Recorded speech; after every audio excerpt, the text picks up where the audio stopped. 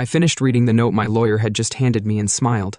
Then I looked over to the other end of the room where Laura was, my hopefully soon-to-be ex-wife. My wife was there with her lawyer. She looked over and gave me a nervous but confident smile. I could tell she really didn't want the divorce I was seeking. I had provided her with a good life for the past 25 years. She was able to stay out of work without any pressure to go back to work. Even after our youngest left for college, at the beginning of the year, she was sure we would have made up if only she had been assigned a counselor who shared her point of view. Of course, then her life of luxury and leisure would have continued. Her confidence was such that she pinned all her hopes on it. She was confident because it was Judge Reynolds, our family court judge, who was infamous for having a collection of male scrotums hanging on his office wall so extensive that you could barely walk through the door. He never once in his entire career took the husband's side, no matter what the wife did. He could give the cheating wife a house and the offended husband would pay all the utilities. Working wives usually got alimony that would rival the GDP of a third-world country. Meanwhile, the husband was left living in a shoebox at the county dump, wishing he had enough money to afford macaroni and cheese. For the past 15 years or so, Reynolds has been a man universally hated by a large number of divorced men in our county. You might ask why his ex-wife was so unhappy. If his husband had straightened him out sooner, it might have had something to do with his personal wealth, some of which he distributed to local charities, usually through his beautiful young trophy wife. Alternatively, it could have been his support from the local Christian lobby. Personally, I thought the only reason he wasn't fired years ago was because he must have had pictures of someone very high up in the legal hierarchy in a compromising pose with a sheep. I think he must have had pictures of someone very high up in the legal hierarchy in a compromising pose with a sheep.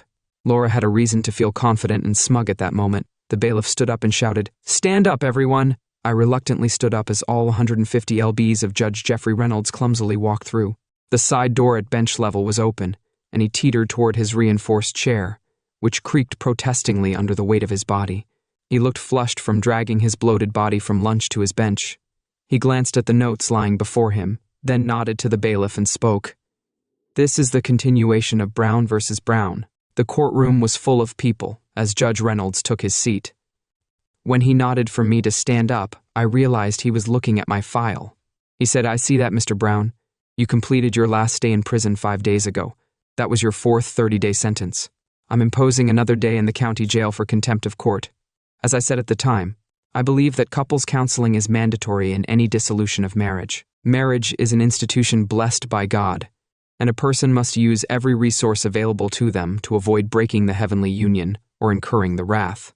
Are you now willing to give your wife a chance to explain to you, under the guidance of a professional counselor, how you have failed her?" I was so shocked by his insulting words that I nearly choked on the effort to keep from throwing up. This guy could have made Mother Teresa lose her temper and throw something at him, but instead, I forced my voice to sound strong. And I'll be as calm as I can be. If you and my wife hear what I have to say and you still want me to take part in this counseling charade, I'll agree.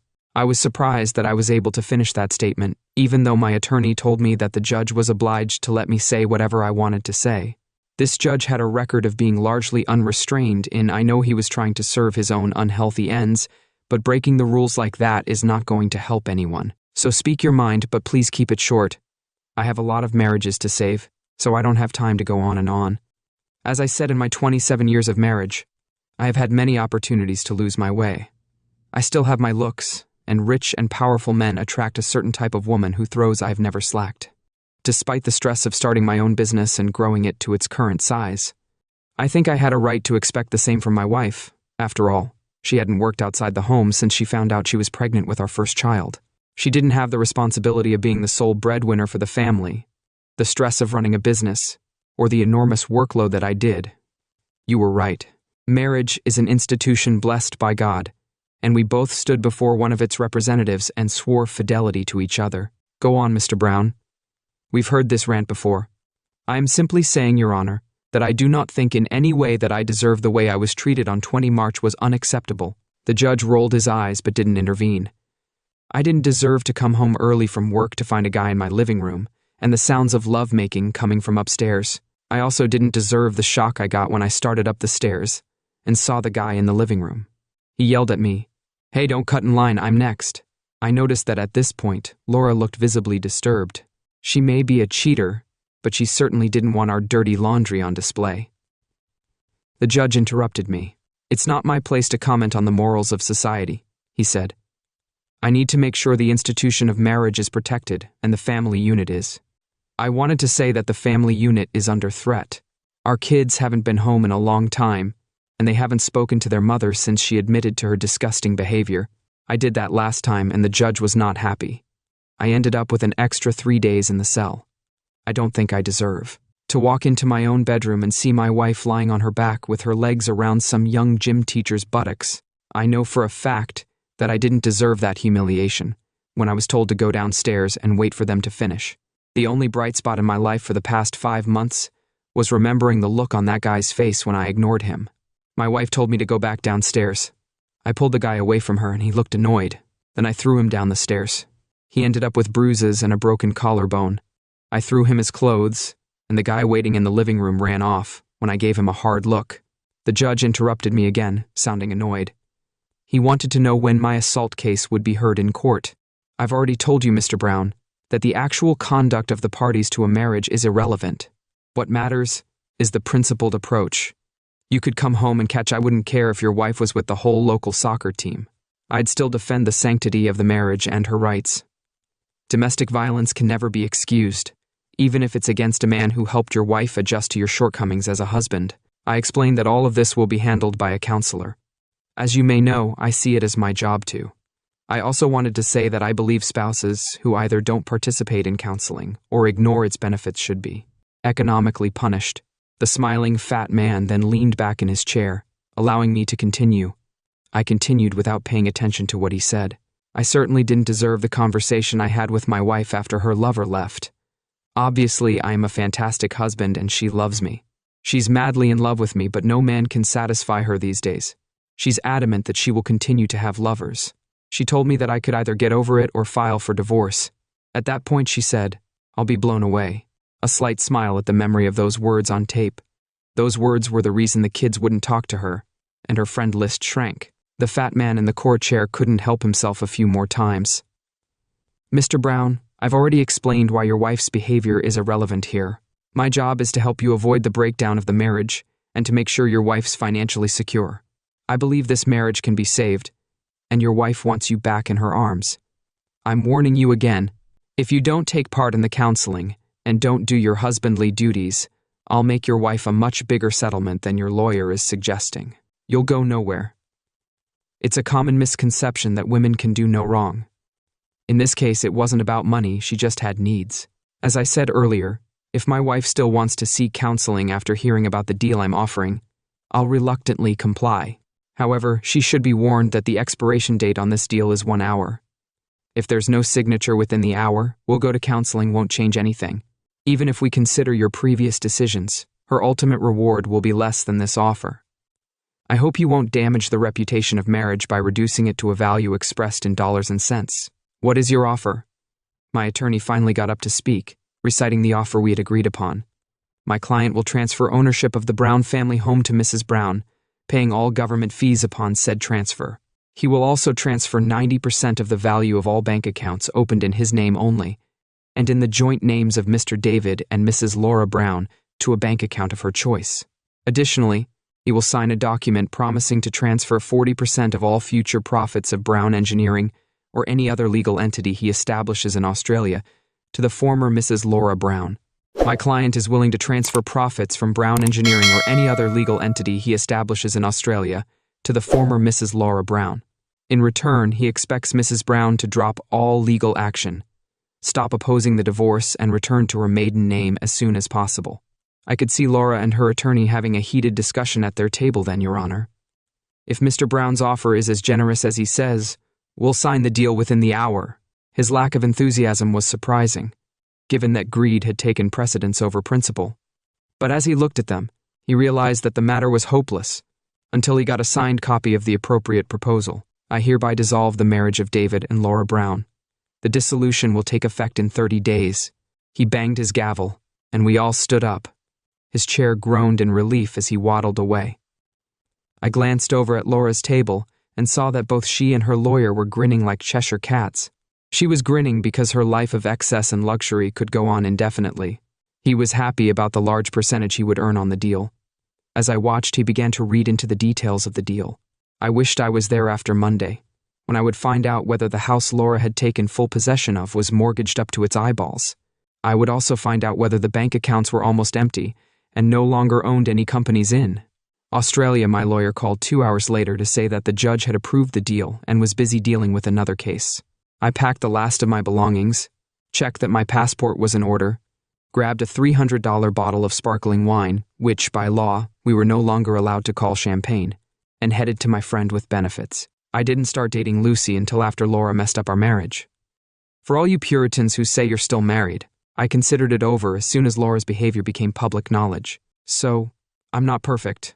Lucy is younger than me, 47, and not that smart. But she's got a great personality, amazing blue eyes, and a stunning. She was great at supporting my wounded ego, and it seemed like she appreciated my size and stamina. It took almost 4 weeks to seduce her again, but that's because it's hard to get into any kind of relationship when your stubbornness keeps getting you locked up in the local jail. After I tasted her charms, she really wanted more of me. She was even nice enough to tell me that I was giving her the first I hadn't enjoyed plastic-induced pleasure for 15 years. As soon as I heard the deal was done, I called her to see if I could come over. She said she was free at the moment but had another appointment around 7. I knew she couldn't always stop drinking, so I didn't open the bottle until we were in bed with her. She walked naked to the refrigerator, and I went to the bedroom with the expensive bottle and 2 glasses. Lucy giggled from the 3rd sip of the first glass to the bottom of the 2nd. She was like a possessed, insatiable woman. After a month of being locked up, I had plenty in the tank. Just as we were both coming down from our high, her husband came in. I got through the door and saw that Lucy was in no condition to speak, but I said hello to Judge Reynolds and welcome home. I was just helping Lucy adjust to your shortcomings as a husband. I was out of the country to face the assault charge, because I now live on a tropical island that has no extradition treaty with my country. I delayed the legal process. The legal process allowed my attorney's partner to finalize the preparations for all the cases as I wanted. My business was sold to a company with a Swiss address for a small fraction of its value. A thorough search of international records might have revealed that the new owner was my brother. But I'm pretty sure my soon-to-be ex-wife didn't have the resources to trace things that far back. Most of my other assets have been sold, and the proceeds along with the bulk of our bank accounts have been transferred to company accounts or placed in a secure trust for my children's education. They will both be able to go to the most prestigious universities at home. My wife didn't have the resources to trace things that far back. I've sold most of my other assets and transferred the proceeds along with the bulk of our bank accounts to company accounts or placed them in a secure trust for my children's education. They'll both be able to go to the most prestigious universities at home or abroad, and they'll have money left over to give away. Of course, Laura would get half of what was left when their education was completed. But since it would be at least 5 years before that time, I didn't care. The downside to my new home was that I was also unable to attend the assault hearings for Judge Reynolds, or should I say, former Judge Reynolds. After catching me in bed with his wife, he attacked me. Lucy, a little drunk, tried to get in between us. He knocked her down with one big elbow. I let him hit me once before I brought him down with a knee to the groin. The footage from the camera on the bedside table showed that he was expelled from the Law Society and jailed for 2 years for assaulting Lucy. This was after he became an embarrassment to the entire local legal community. The judge who sentenced him refused to place him in any special type of protective custody other than general imprisonment, and the fact that he was a former judge guaranteed that he would have no friends among the prisoners. Fortunately, he was so unattractive that even Bubba left him alone. But he was constantly harassed and picked on. Of course, the media pounced on the story of the judge's death like sharks attacking an injured one. Diver and Laura's story was all over the national media. They kept hounding her until she lost her home and couldn't pay her debts for even a month. I became a bit infamous, like Robin Hood or Ned Kelly. I rolled over onto my other side, under the rays of the early morning tropical sun, thinking about the woman lying next to me. Today was the day I would bury my face in that gorgeous cleavage and stay there forever. She was a recently divorced woman who ended up ripping off her rich ex-husband during the divorce. Don't look at me like that, I didn't take any of her money. A monthly check from my brother allowed me to live in luxury for the rest of my days. Tomorrow the kids are coming for the 3rd time. They've got a lot of love for Lucy. They'll never forgive me if I upset her. They'll probably tell me what's going on with Laura. I already knew she'd lost her home. She moved out of our neighborhood because she was embarrassed. She rented a She was living in a bedroom apartment while working as a waitress. When the kids first came to visit, they tried to convince me to forgive her. I showed them videos of me going into the bedroom that day and her subsequent confession to me, as well as her demands, which made it clear that she wanted to end our relationship. They still call her when she wants to speak with me, but it's clear that any close relationship they had was always based on ECT is gone. Sometimes I wonder if she has the energy to drive trains now. Enough negativity. Time to start our day. Lucy smiled before she even opened her gorgeous blue eyes. After all, by the time Jeffrey Reynolds was released, he had become a shadow of his former self. He was a recluse until his untimely death 5 years later. His grave is a popular urinal for divorced men with retained anger issues. The end.